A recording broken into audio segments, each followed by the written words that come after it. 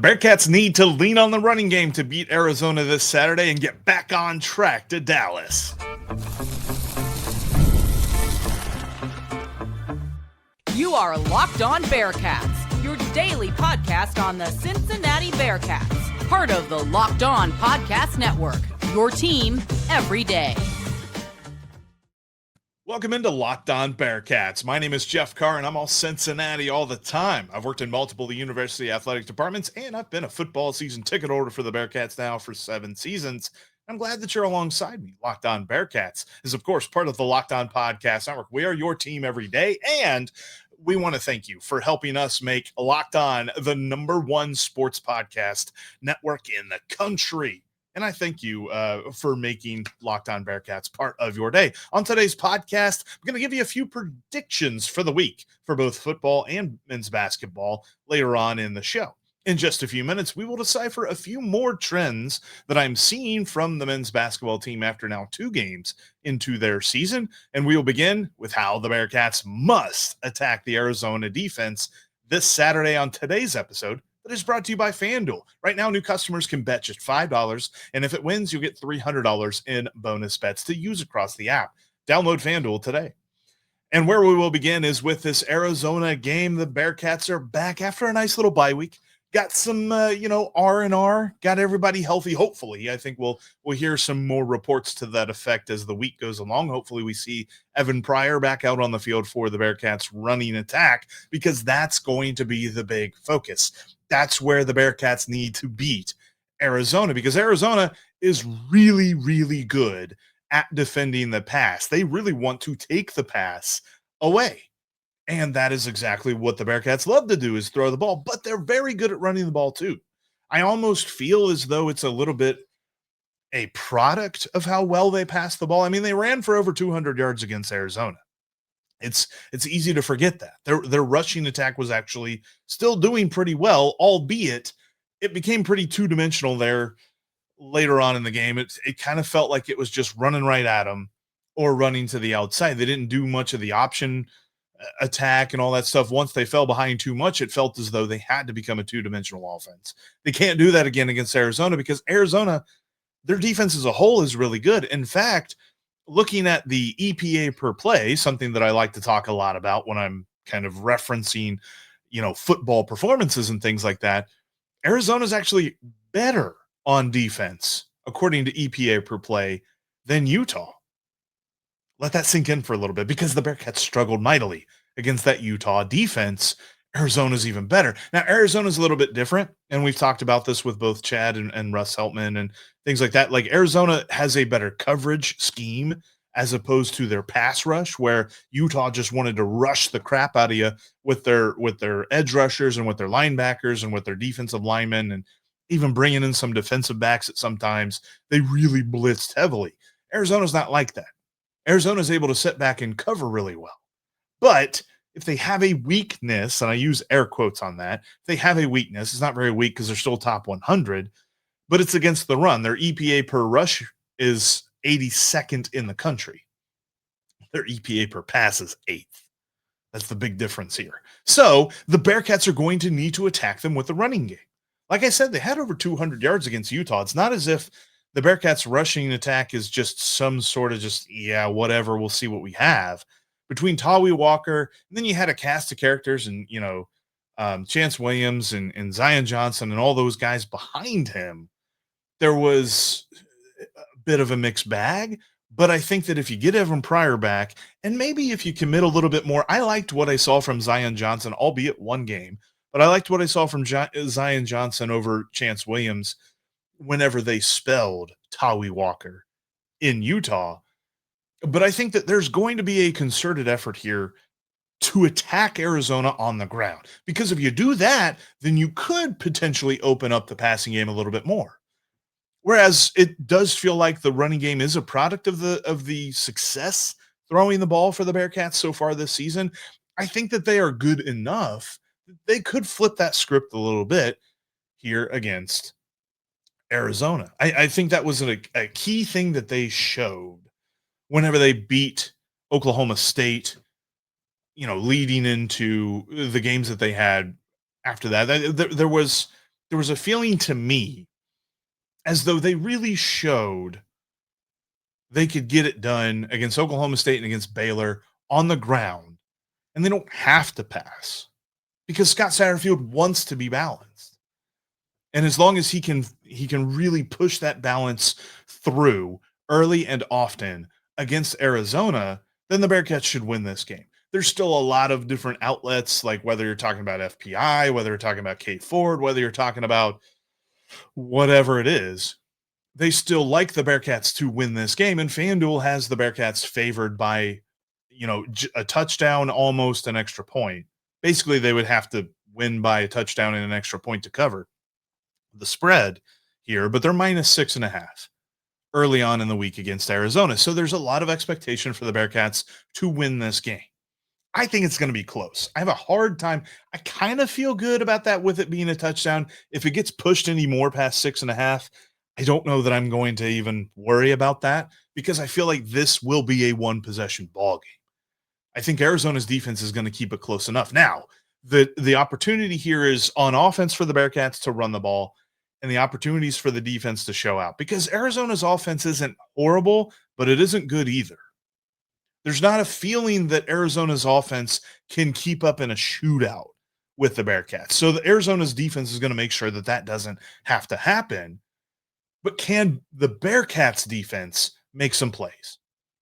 Can they force a turnover here or there? Can they get a sack in a key moment here or there? Can they do the things that we've not really seen them do with regularity? I mean, let's be honest. As much as I love the idea of it, we just haven't seen that opportunistic play here at regularity, right? Yeah, that's bad English. But basically, I have liked moments of the season, but there's definitely been other moments where the Bearcats defense hasn't come through. Now, to their credit, they came up with a huge pick of Devin Dampier there in that first half. Sorry, second half. Got that all mixed up. In the second half, they got a key pick of Devin Dampier at the goal line as the Utes were about to go in and score. You had that awesome interception. It's just the offense went 3 and out, punted, and then Utah scored. It kind of felt like they kicked the can down the road a little bit. But they actually created an opportunity for the offense. I think if they do that again here against Arizona, if they're forcing turnovers, if they're coming up with opportunistic plays, then I don't think that they miss those opportunities this week. I think they've had the bye week. They've really prepared well for this game. I don't think we will see as many unforced errors. There were some unforced errors against Utah. I'm not saying that that's the reason they won. Utah just dominated them. But if they can get rid of the, oh man, huge missed opportunity right there type of plays, then this should be that easy win that some folks are calling it. I don't think it's going to be a multi-possession win, though. I think it's going to be a one-possession win, whether it's 3 or 7 or even 8. I think that's where we're looking at the Bearcats getting out of this one with a one-possession win. But ultimately, it's going to be, can they run the ball? Because Arizona is going to make sure that they cannot pass the ball with any sort of consistently comfortable feeling. So you're going to have to run the ball to open that up. But it's going to be a tough matchup. Arizona is no slouch. We're not looking at a defense like Baylor or Oklahoma State or something like that. And you could argue, and hopefully we don't see this come to fruition, but you could argue that Arizona's defense is just as good as Utah's. And that's a little bit frightening to think about because, boy, the Bearcats struggled with the Utes. That was a massive, massive struggle. But I'm looking forward to this Saturday. We're going to talk more about that with Chad Brundle on tomorrow's podcast. Make sure you don't miss that. But coming up here next, there are plenty of trends to keep an eye on when it comes to the first 2 Bearcats men's basketball games. The holiday season is right around the corner, and that means it's time to get your home ready. Whether you need more seating for guests, cozy new linens, or a fun serveware for your holiday hosting, Wayfair's Black Friday sale is here to help you make your space shine. And the best part, you don't have to wait. Wayfair's Black Friday deals are happening all month long with up to 70% off everything from sofas to spatulas. I recently upgraded my office. I mean, actually, if you look at everything here in my office, even the stuff behind the camera, it's all from Wayfair. And I just added some more bookshelves had some more comic books I needed to find some space for, and I got it all from Wayfair. Their products are great, easy to put together, and with high quality. Don't miss out on early Black Friday deals over on wayfair.com. Now, shop Wayfair's Black Friday sale for up to 70% off today. That's WAYFAIR.com. Sale ends December 7th. Thank you for making Locked On Bearcats part of your everyday routine and your first listen. And thank you for helping make Locked On the #1 sports podcast network in the country. We appreciate you greatly. And if Locked On Bearcats isn't part of your everyday routine, hit that subscribe button right here on YouTube or on your favorite podcast app, because we are free and available on all platforms.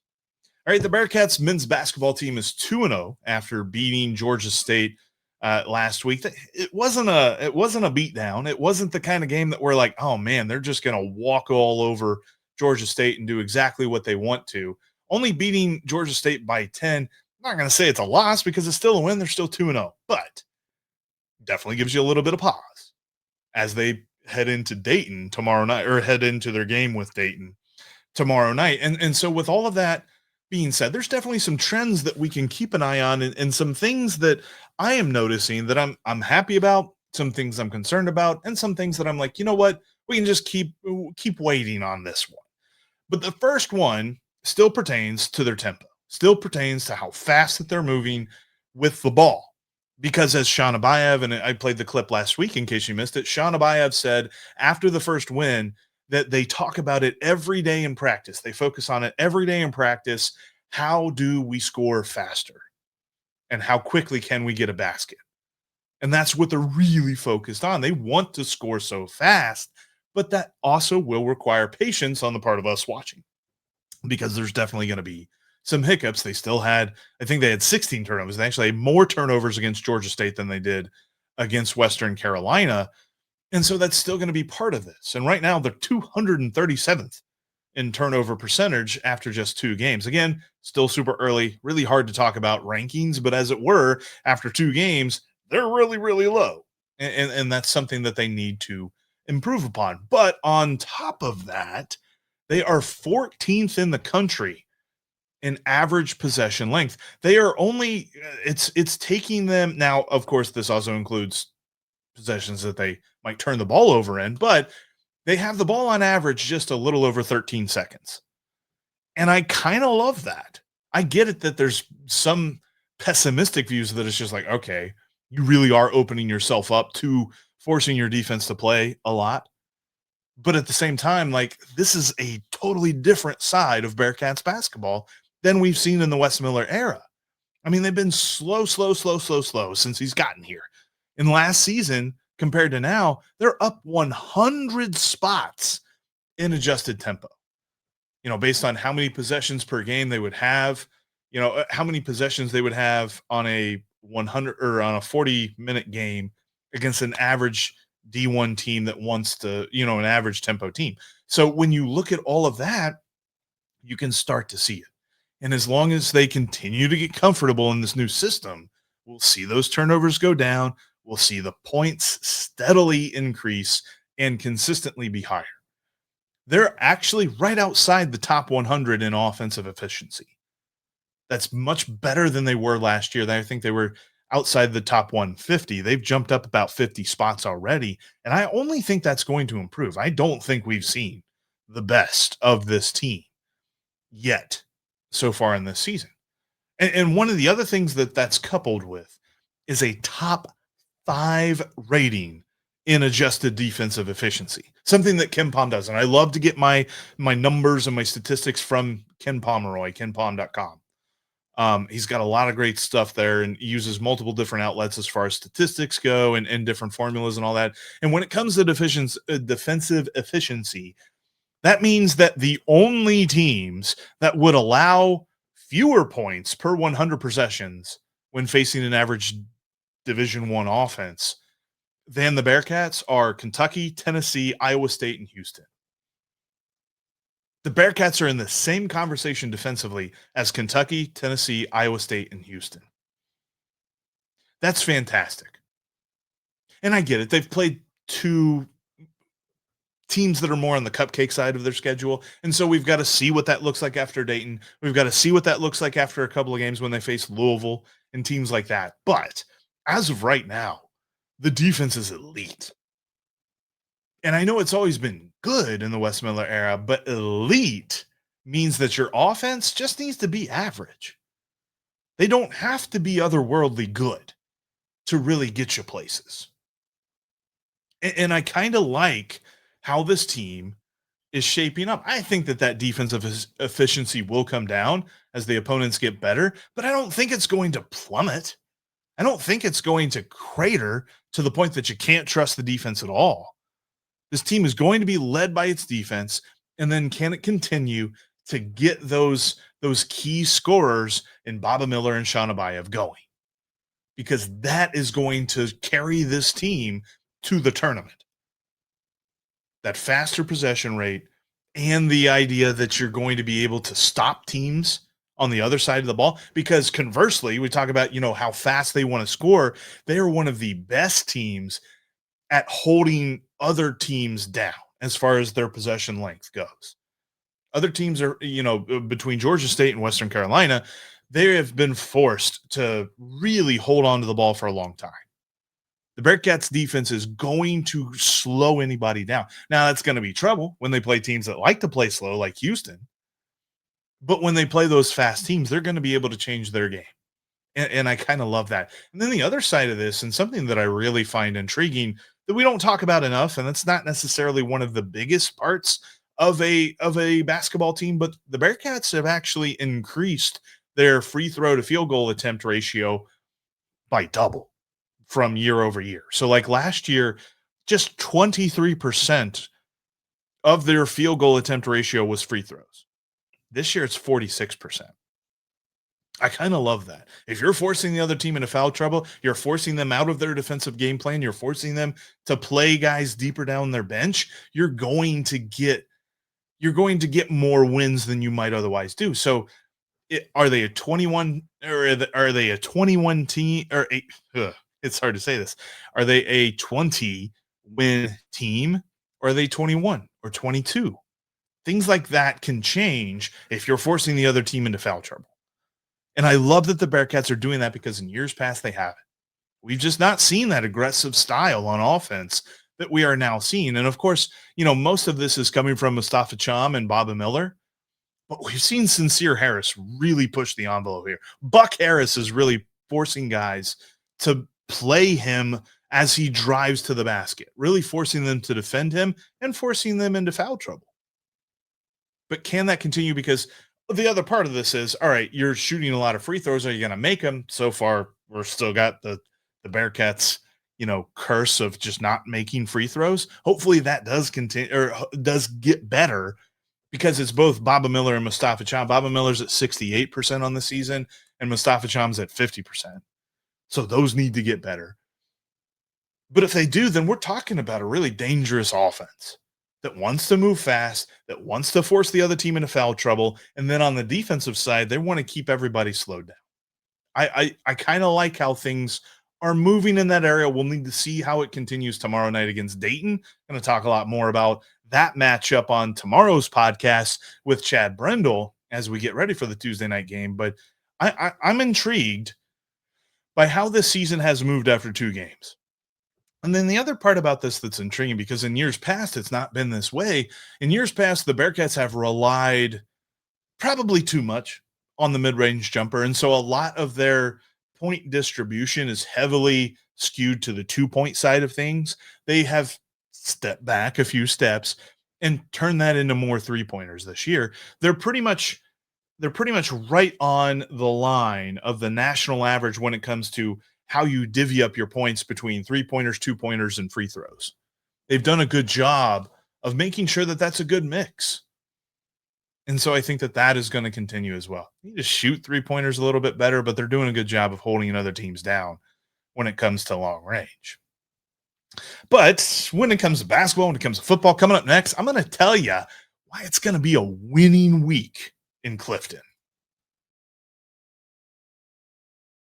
There's so many sports going on right now, and the best place to take advantage of all of the action is, of course, over on FanDuel, because they're America's number one sports book for a reason. They are the official sports betting partner of the NBA as well. But of course, with NCAA basketball going on, plenty to jump in on right now. Early season lines are usually the best opportunities, most say.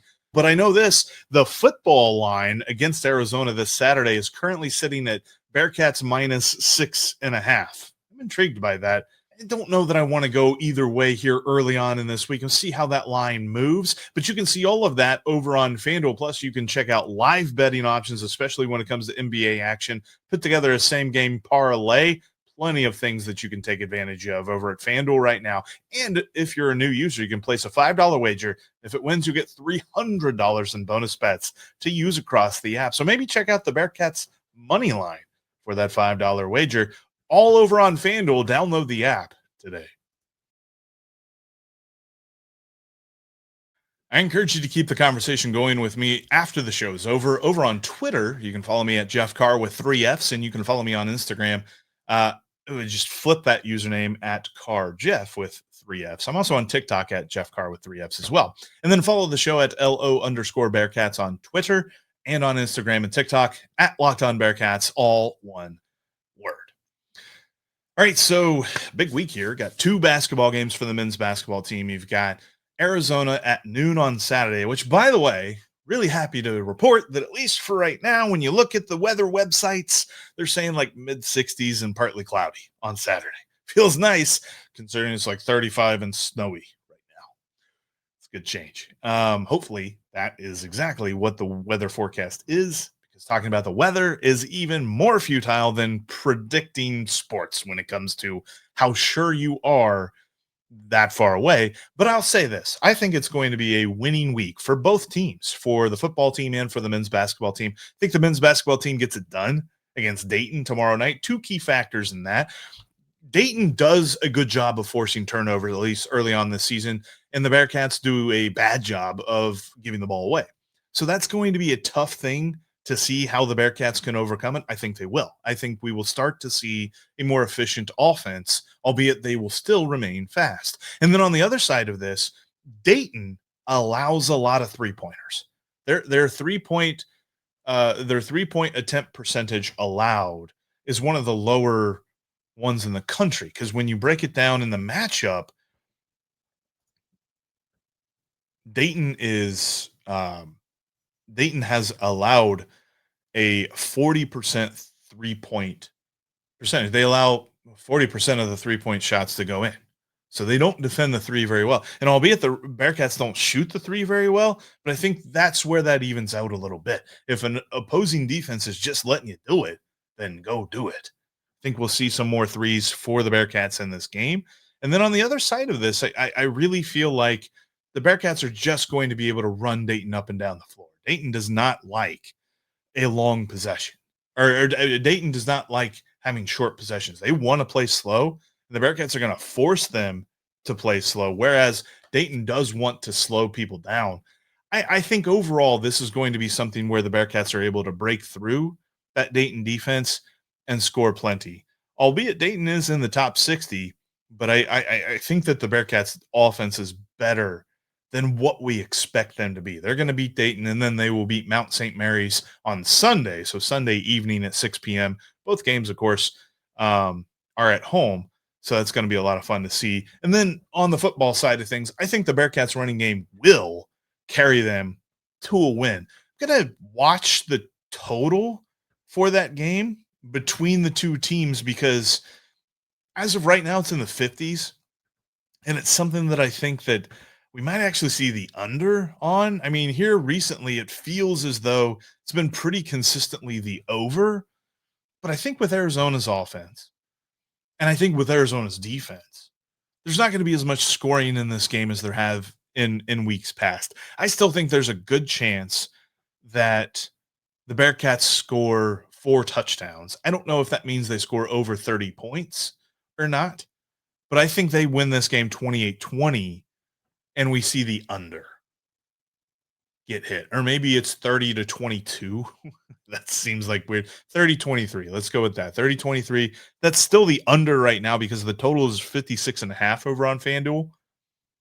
But I don't necessarily know that we see the over. Like I said, weather report's favorable early on in the week, but I think the Bearcats win in a lower scoring game than the experts predict. But yeah, winning week for football and for men's basketball. A couple of notes on other sports going around. I mean, women's basketball has got a couple of games this week. They travel to St. Joe's on Tuesday, and they host Georgetown, the Kentucky version of Georgetown, on Sunday at noon. Not sure about St. Joe's, but I'm kind of expecting the women's basketball team to bounce back a little bit. They've had a couple of tough losses to begin their season. They're 0-2.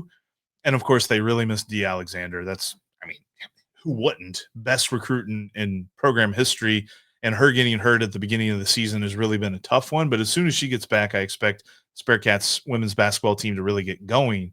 But I think that they're going to have a little bit of a bounce back week. Don't know much about St. Joe's, but I think that the Bearcats could get that victory. And then, of course, they should beat Georgetown, the Kentucky version, on Sunday. And then volleyball hosts UCF on Wednesday. And then they travel to Lubbock to face Texas Tech on Friday. Bit of a crazy turnaround there. Home game on Wednesday, going to Texas for Friday.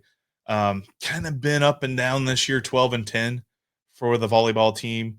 Been a tough go of it when it comes to conference play. So hopefully they can get back on track a little bit here as the season winds down on the volleyball side of things. But I'm looking for a winning week this week. Bearcats, at least according to Kim Pom, on men's basketball, they have a 71% chance to beat Dayton.